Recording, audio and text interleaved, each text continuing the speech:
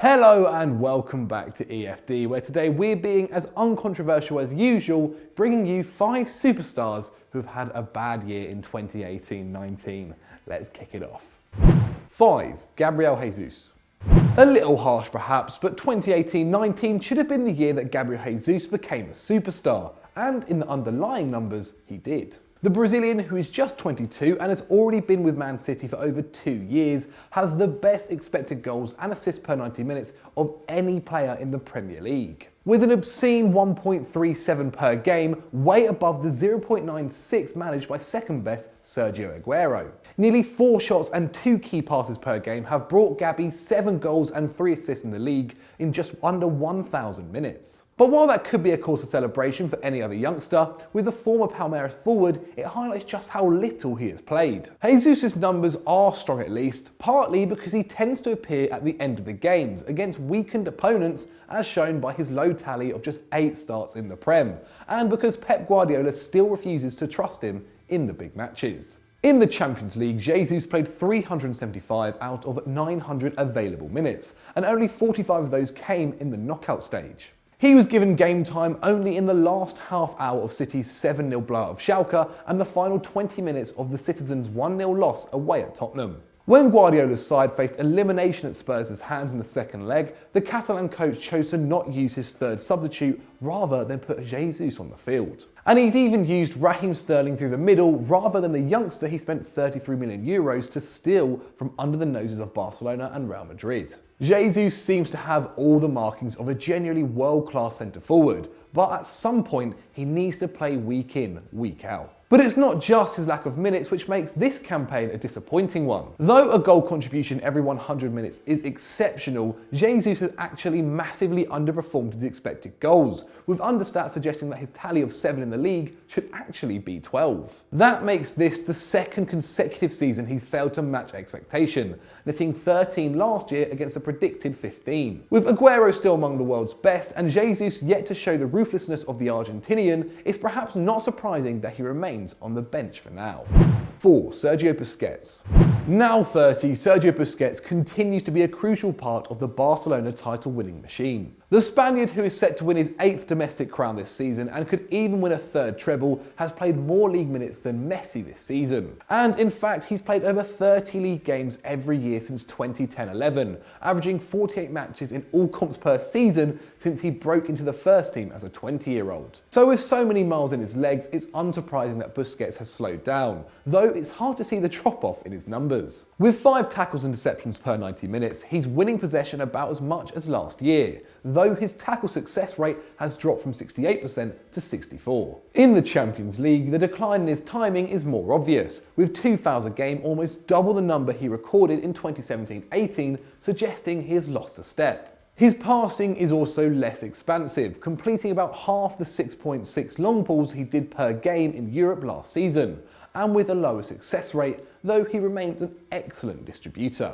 But really, you have to watch Barca to see how Busquets' once supernatural ability to be in the right place at the right time has disappeared. The Blaugrana's defence, so often underrated, is arguably the weakest that it's been since Pep Guardiola became manager back in 2008. 6 Spanish teams concede fewer shots per game than them this year, while XG rates their backline the 4th best in the league, down from 3rd last term and 2nd the year before that. That means that after almost a decade of conceding under 1 XG per match, they've now allowed over 1 per game 2 years running. With their current rate identical to that put up by Leicester in the Prem this season, a club who still use Wes Morgan in their back line and sack their coach. With Frenkie de Jong arriving in the summer, it's clear that the Barcelona hierarchy are planning for life without Busquets, and the player himself might be considering what comes next too, recently talking up a future move to the MLS.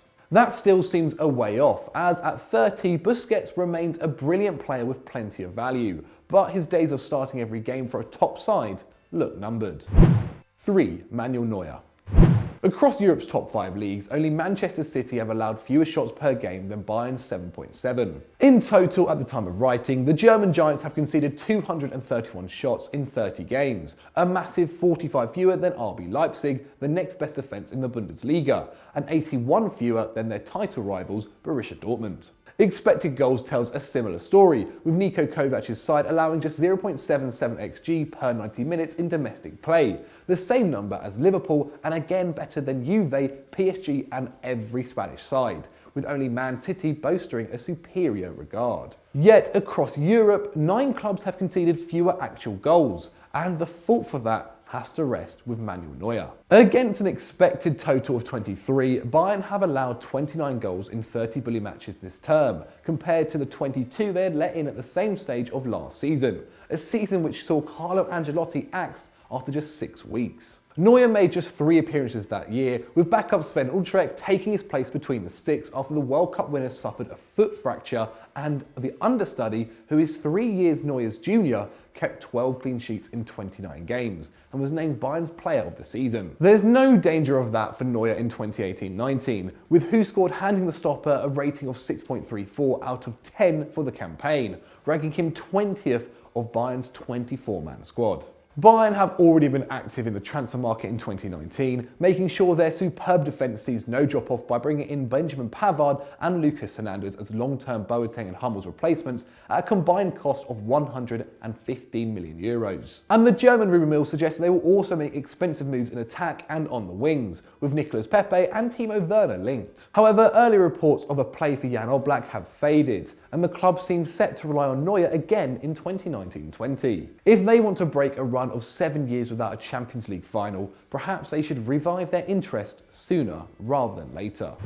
2. Miralem Pjanic. Somehow in just his 3rd season with Juve, Miralem Pjanic has 3 titles to show for his time in Turin, and came into this campaign after making Serie A's Team of the Year 3 times in a row. The Bosnian was the key to Juve's €100 million Ronaldo gamble working. The Portuguese pushed Dybala out of the lineup, leaving Pjanic as the chief creator in the side. That's hardly a problem given that he contributed to the most assists in the division in 2 of the last 4 seasons. However, the 29-year-old has had a lacklustre campaign, even in yet another dominant domestic side. His defensive actions are slightly down, from 3.6 to 3.3, and he's become notably less press resistant, with his tally of a dribble a game from 2017-18 dropping to 0.4 this term. And more importantly, his creativity has failed to soar, even with Ronaldo to aim at. Key passes have risen from 2.2 per match to 3, but 90% of those chances Pjanic creates have been free kicks, corners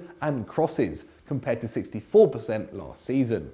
That's because Juve with Ronaldo have turned into a side which attacks by air, with 42% of their goal-scoring opportunities coming from set pieces and deliveries from the flanks, compared to 35% in 2017-18. Now that might not sound like a problem, as Mandzukic and Ronaldo are 2 of the most aerially dominant forwards of the last decade, but these situations generally create lower quality chances than cutbacks or through balls. As a result, Pjanic has gone from 0.31 expected assists per 90 last year to 0.23 this year, meaning that despite having CR7 in front of him, he's actually creating less value with his attacking passing than he did with Higuain.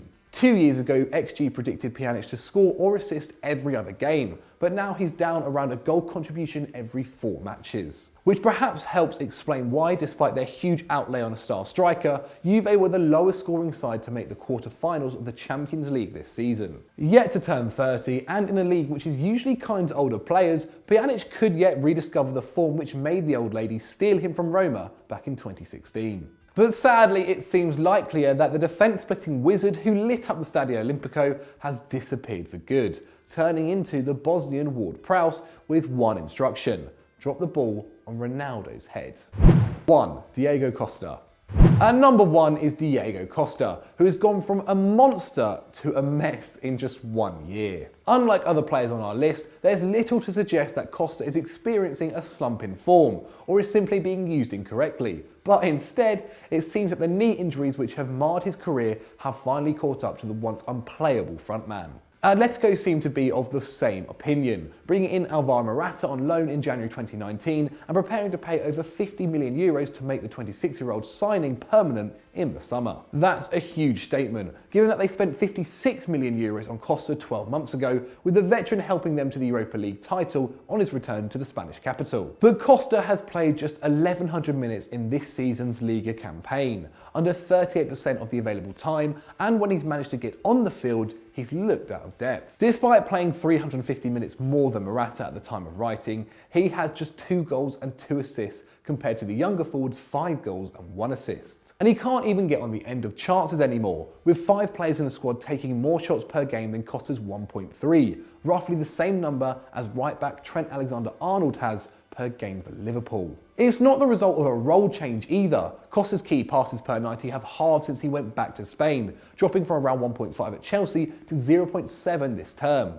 And dribbling has seen a similar decline, now resting at 0.8 completed each match. It's truly sad, given that Costa was generally outstanding during his time in London. In his first season at Stamford Bridge, the 30-year-old had an expected goals and expected assists per 90 of 0.84, the same as Mo Salah this season. Now he's just at 0.27, not only a bad number for a centre forward, but a bad number in general, ranking below Man United defender Diego Dalot. The only thing not down is the number of cards he picks up, with Costa earning 2 reds in league play since returning to Spain, something he managed to avoid in his whole time with the Blues. Sadly, while that may prove that Costa is the same man as he once was, he is no longer the same player, and probably never will be again. So those were our 5 once great players who have had poor seasons this term, but do you agree, or do you think we've missed out on anyone? Please let us know in the comments below. If you've enjoyed this, why not check out the video on screen right now? And as always guys, don't forget to like and subscribe.